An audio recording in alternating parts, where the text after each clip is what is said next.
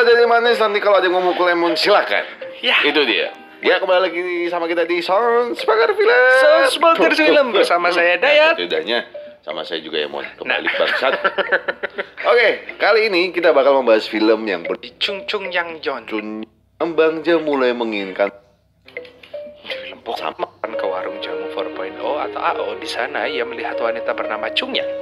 Dengan kecantikan dan suaranya yang merdu, Chung Yang membuat Bangja sekaligus Mong jatuh cinta pada pandangan pertama. Chunyang, Mon, jangan Chongyang. Nanti kita mensponsor yang tidak benar. Setelah selesai tampil, Mong menyuruh Bangja mengatur jadwal pertemuannya dengan Chunyang. Saat Bangja menemui Chunyang di ruang ganti, Mong pura-pura marah dan menganggap Bangja mencoba menggoda Chunyang. Saat Mong tengah mengobrol dengan Chunyang, seorang pria bernama Huang datang dan menyuruh Chunyang yang menemaninya. Namun ia menolaknya. Mong yang sedang cari muka pun berusaha menyingkirkan Huang dari pandangan Chunyang. Tapi Huang masih bersikeras.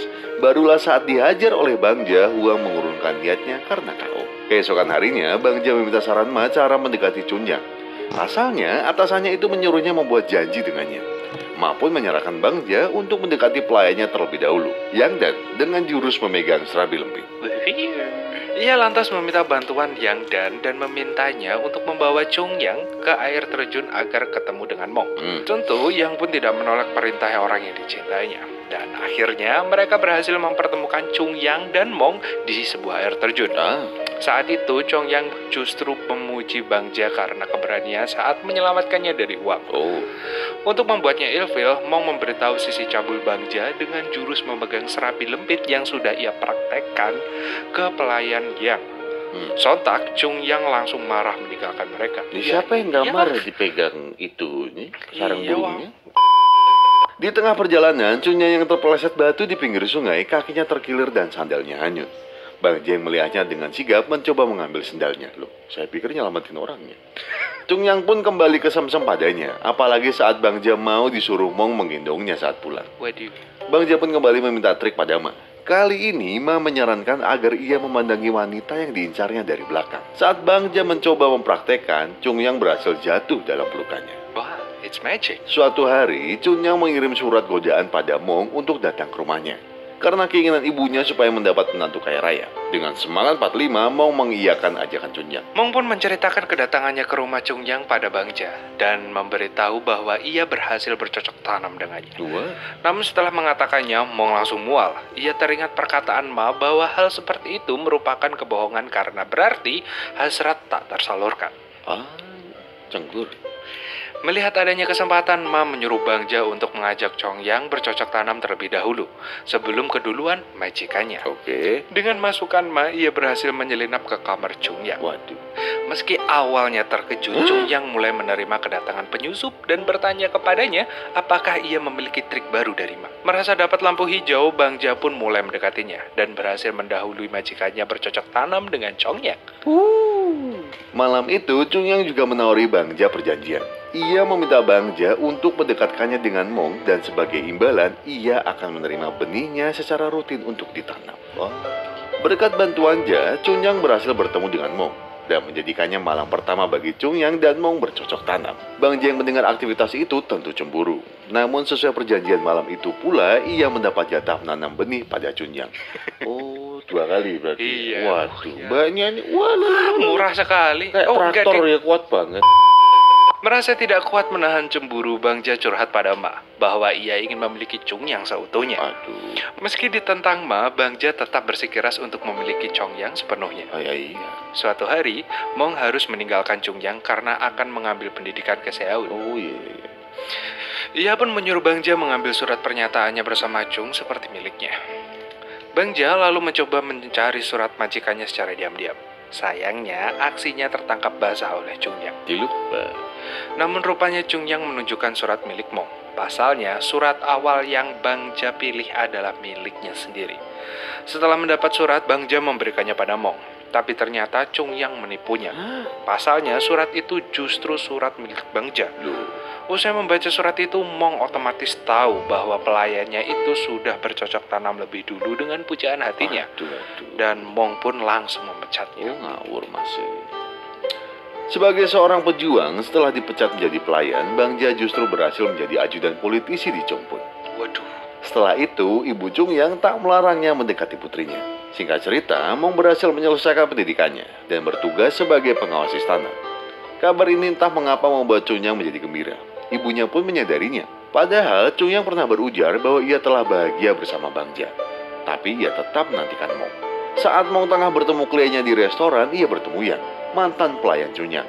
Rupanya ia sudah dipecat dan diberi modal untuk membangun usaha sendiri. Yang lantas memberitahu Mong bahwa Chung Yang dan Bangja selama ini main serong. Waduh, Mong pun berpura-pura tidak tahu dan justru menggoda Yang. Berkat pesonanya, ia berhasil mendaratkan rudalnya pada Yang. suatu hari Mong bertemu dengan sahabatnya, Namwon, yang curhat sedang membutuhkan wanita sebagai rekan bercocok tanam. Ia yakin bisa menaklukkan seluruh wanita dengan jabatannya sebagai hakim. Mong mengusulkan Chung Yang pada Namwon karena ia sulit didapatkan. Mong memberi ide supaya Chung Yang dijebloskan ke penjara supaya ia dapat bertekuk lutut meminta bantuan kepadanya. Walala licik ya. Suatu hari Bangja bertemu dengan Mong. Ia masih menghormati mantan tuannya itu. Namun kali ini ia berani melarangnya menemui Chung Yang. Apalagi dulu ialah yang meninggalkannya. Namun saat itu Mong meminta izin Bangja untuk menemui Chung Yang untuk terakhir kalinya. Saat bertemu dengan Chung Yang, Mong justru mengajaknya melakukan sebuah misi sehingga mereka perlu bertemu lagi. Malam itu, Namon berusaha menemui Chung Yang. Awalnya ia tak mau ditemui, tapi Namon tetap memaksanya. Ia pun akhirnya bertemu dengan Chung Yang, tapi kembali mendapat penolakan saat mengajaknya minum-minum. Chung Yang juga meluruskan bahwa dirinya bukan wanita penggiat open BO. Merasa tersinggung, Namon memukulnya. Saat Bangja berusaha menyelamatkannya pun, ia berhasil ditawan oleh pasukannya. Chung Yang lalu dipenjara karena dituduh menghina pejabat. Karena kehabisan akal cara membebaskan Chung Yang, Bangja mengunjungi Chung Yang dan memberitahunya bahwa ia benar-benar sudah tidak ada cara. Sehingga Chung Yang terpaksa harus mengiyakan ajakan bercocok tanam oleh Namwon. Wah, dipaksa tuh.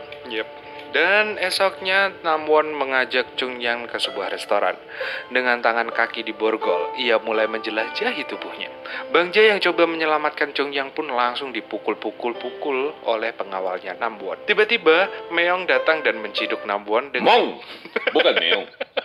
Tiba-tiba Meong datang dan menciduk Namwon dengan tuduhan penyalahgunaan kekuasaan. Mong yang saat itu mengambil alih wewenang justru menghukum Chung Yang dengan tuduhan menolak untuk melayani pejabat.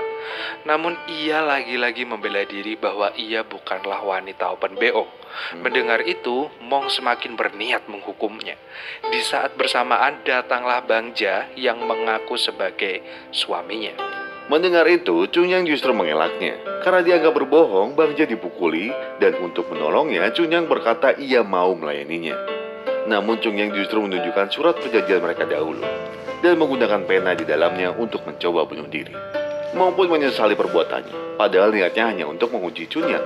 Beruntung, Chung Yang masih berhasil selamat, sedangkan Bangja harus dipenjara. Rupanya, penangkapan Chung Yang memang sudah direncanakannya dengan Mong untuk menjebloskan si cabul Namwon. Chung Yang pun sudah memberitahu rencana itu pada Bangja, tapi dia malah bertingkah konyol di luar rencana. Saat itu juga Bangja berkata bahwa ia mencintai Chung Yang. Namun karena ia hanya seorang pelayan, Bangja merasa tidak berhak atas cintanya. Chung Yang akhirnya menikah dengan Mong dan meminta Bangja menjadi pelayannya.